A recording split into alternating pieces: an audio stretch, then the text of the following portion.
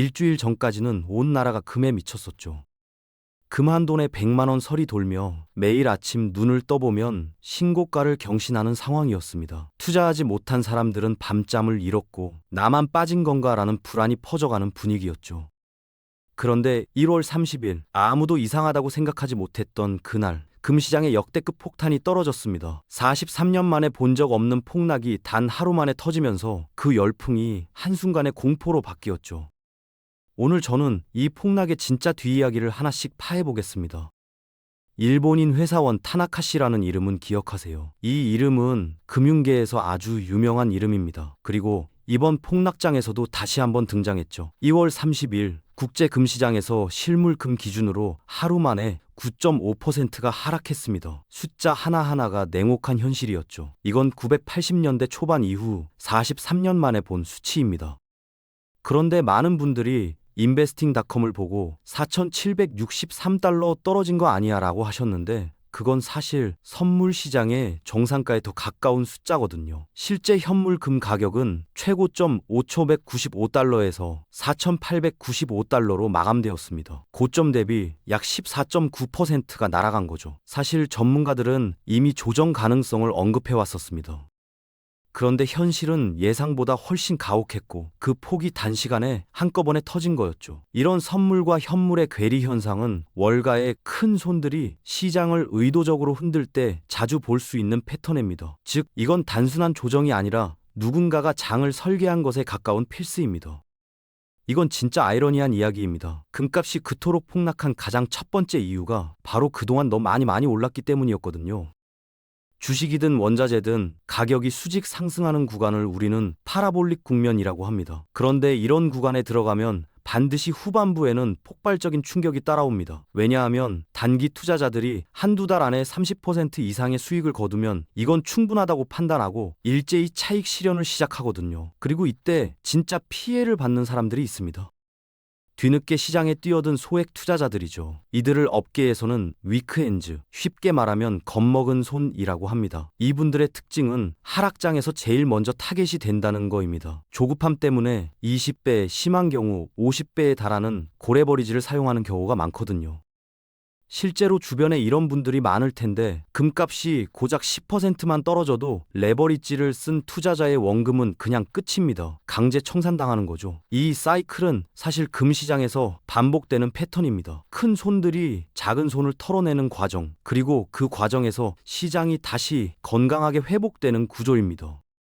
그리고 이 폭락의 진짜 도화선은 사실 미국에서 왔습니다. 2월 27일 트럼프 대통령이 기자회견에서 달러 약세에 대해 직접 언급했는데 그 말이 시장 전체를 뒤흔들었죠. I think it's great, 즉 오히려 좋아 라는 단 한마디였습니다. 대통령이 자국 화폐가 약해지는 건 좋은 일이라고 직접 말한 거잖아요. 그 순간 글로벌 금융시장이 패닉크로스로 빠져들었습니다. 달러 가치가 폭락하면서 여러 자산 가격이 연쇄적으로 흔들리기 시작했죠. 그런데 이 혼란 속에서 시장은 자기 스스로도 정리하는 과정을 거쳤습니다. 전문가들은 이를 자정작용이라고 표현합니다. 쉽게 말하면 시장 안에 있던 부채를 기반으로 한 약한 매물들을 강제로 털어내는 거죠. 큰 손들이 인공적으로 가격을 눌러서 시장을 가볍게 만든다는 해석과 시장 자체가 스스로 짐을 더는 자연스러운 과정이라는 해석이 동시에 돌아다니다 왔습니다. 어떤 건 맞고 어떤 건 아닌지는 사실 밖에서 정확히 알기 어렵습니다. 다만 확실한 건 트럼프의 그 한마디가 안전자산인 금의 가격 흐름에도 직접적인 영향을 미쳤고 그것이 폭락의 가장 큰 단초가 됐다는 거입니다.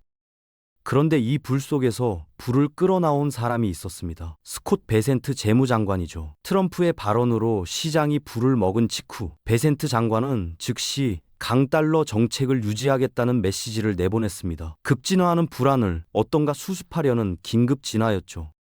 그런데 이 수습이 오히려 큰 문제를 만들었습니다. 그동안 금값을 끌어올리던 첫 번째 동력, 즉 달러 약세 우려가 한순간에 사라졌거든요. 강달러를 유지한다는 공식 메시지가 나오면 안전자산인 금을 찾는 수요가 줄어드는 거죠. 그리고 여기에 두 번째 충격이 겹쳤습니다. 연준 의장 지명자로 케페노 씨가 등장했는데 이분은 평소로부터 강력한 양적 긴축을 주장해온 인물입니다. 시장은 즉시 반응했죠. 앞으로 유동성이 급격히 줄어들 것이라는 판단이 퍼져나가면서 금과 은을 비롯한 안전자산 전반에 대한 매도세가 한꺼번에 폭발했습니다. 실제로 이런 순간들을 보면 시장은 실제 정책보다 앞으로 어떻게 될 것 같다는 기대와 불안에 더 빠르게 움직이거든요. 베센트 장관의 수습 발언과 캐페노 지명자의 등장이라는 두 건의 이벤트가 겹치면서 금시장의 상승 엔진이 두 개가 한꺼번에 꺼진 거였습니다. 이번에는 금시장 얘기에서 잠깐 벗어나서 트럼프가 최근 발표한 국방 정책 이야기를 해야 합니다. 왜냐하면 이건 미국의 재정 상황과 직결되기 때문이거든요. 트럼프는 최근 거대한 전함 25척을 건조하겠다고 발표했는데 척당 비용이 30조 원이 넘습니다. 잠깐 30조 원이 무감각하게 들릴 수 있으니까 다시 생각해 보세요. 한국 정부 한 해 예산이 약 600조 원인데 전함 한 척만으로 그 5%가 바로 날아간다는 거입니다. 이 얘기를 들으면 많은 분들이 떠올리는 사례가 있습니다. 2차 대전 당시 일본이 야마토함을 건조할 때 국가 예산의 5%를 쏟아붓고 결국 경제가 파탄난 사례이죠. 그리고 현대전에서는 드론 한 기로 거대한 함선을 의미 없이 만들 수 있기 때문에 이런 규모의 전함을 건조하는 건 사실 막대한 낭비라는 지적이 많습니다.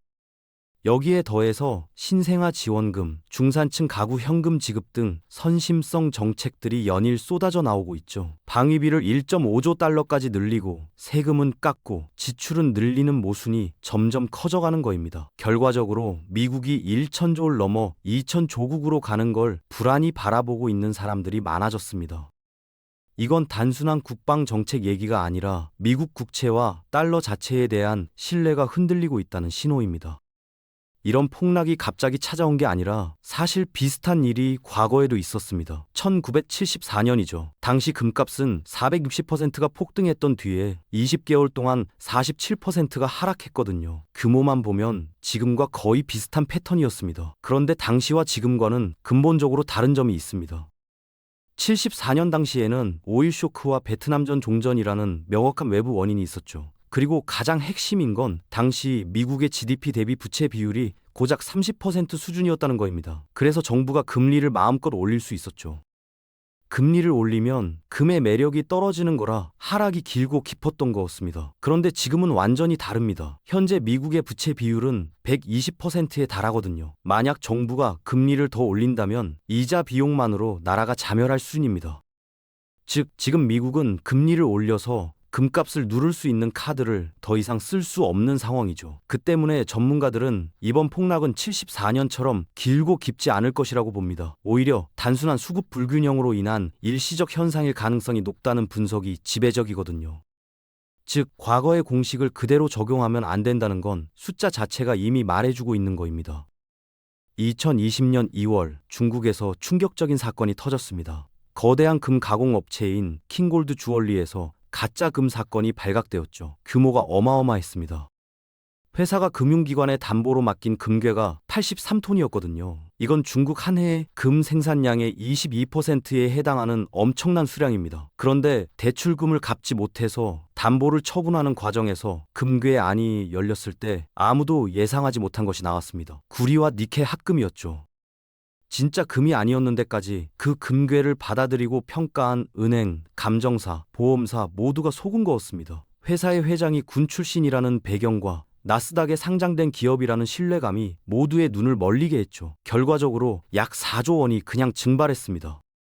실제로 이 사건을 당시 뉴스로 봤던 분들은 기억하실 텐데 그때 가장 큰 충격은 숫자 자체가 아니었습니다. 물리적으로 눈에 보이는 금조차도 가짜일 수 있다는 공포가 전 세계로 퍼진 거였죠. 즉, 우리가 실물 금이면 안전하고 믿었던 그 기본 전제가 무너진 거입니다. 이건 단순한 사기 사건이 아니라 금 시스템 자체의 검증 체계가 얼마나 허술할 수 있다는 건을 보여주는 충격적인 사례였습니다. 그런데 이 가짜 금보다도 더 무서운 것이 있습니다. 월가에서 매일 거래되고 있는 종이금이죠. 종이금이란 실물금이 아닌 선물 계약을 말합니다. 쉽게 말하면 금 자체를 사는 게 아니라 금의 가격에 대한 약속 장어를 거래하는 거입니다. 그런데 문제는 이 종이금의 규모입니다. 창고에 실제로 있는 실물금 1온스당 종이 청구권이 약 20장에서 최대 100장까지 유통되고 있거든요.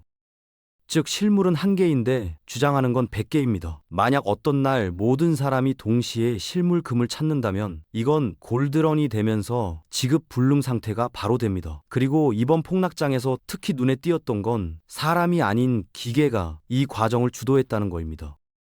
HFT, 즉 초빈도 매매 알고리즘이 0.3초 안에 수천 번의 매매를 수행하면서 하락을 이끌었죠. 특정 지지선이 무너지는 순간 슈퍼컴퓨터들이 동시에 매도 폭탄을 쏟아내며 개미 투자자들의 손절 물량을 유도하는 소용돌이를 만듭니다.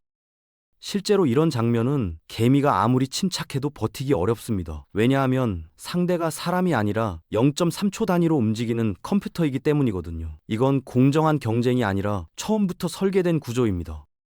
그런데 이렇게 폭락장이 한창이었던 그 사이에 조용히 금을 쓸어 담고 있었던 사람들이 있었습니다. 중국, 러시아, 인도를 중심으로 한 브릭스 국가들의 중앙은행들이죠. 이건 단순한 투자가 아니었습니다. 달러 가치가 앞으로 하락할 것이라는 강한 신호를 받은 거였거든요.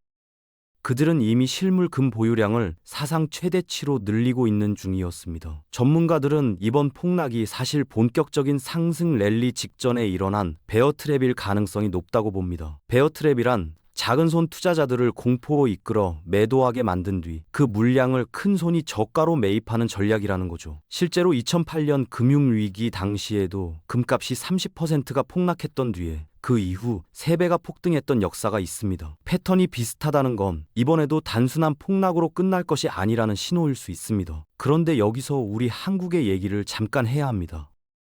현재 한국의 금 보유량은 외환 보유액의 고작 1.7% 수준이거든요. 이건 다른 선진국과 비교하면 굉장히 낮은 수준입니다. 만약 환율이 급등하는 상황이 닥친다면 우리 정부가 방어할 수 있는 수단이 그냥 부족한 거입니다. 즉 세계의 중앙은행들은 금을 쌓아두고 있는데 우리는 상대적으로 아무것도 준비되지 않은 상황입니다. 그럼 마지막으로 실전 투자 얘기를 해볼게요. 지금까지 듣고 계셨다면 가장 궁금한 건 그럼 나는 어떻게 해야 하냐일 텐데요. 먼저 투자 목적이라면 KRX 금시장을 활용하는 것이 가장 유리합니다. 매매 차익에 세금이 안 붙고 부가가치세도 면제되거든요. 증권사 앱에서 주식 사는 듯이 간단하게 거래할 수 있고 수수료도 0.2에서 0.3%로 저렴합니다. 그리고 만약 상속이나 증여를 생각하고 계시다면 지금 이 폭락 타이밍이 오히려 절세의 황금 타이밍입니다. 증여세는 증여 시점의 가격 기준으로 책정되거든요. 지금 낮은 가격에 자녀에게 골드바를 증여하면 나중에 금값이 올라도 자녀는 추가 세금 한 푼 없이 그 차익을 누릴 수 있습니다. 결국 금은 단순한 투자 자산이 아니라 종이화폐의 가치가 흔들릴 때 우리 곁을 지켜주는 유일한 무기입니다. 역사를 돌아보면 어떤 화폐든 가치가 사라진 건 수도 없이 많지만 금의 가치는 한 번도 사라진 적이 없었습니다. 오늘 들으신 내용을 기억하고 다음 랠리를 차분하게 준비하세요.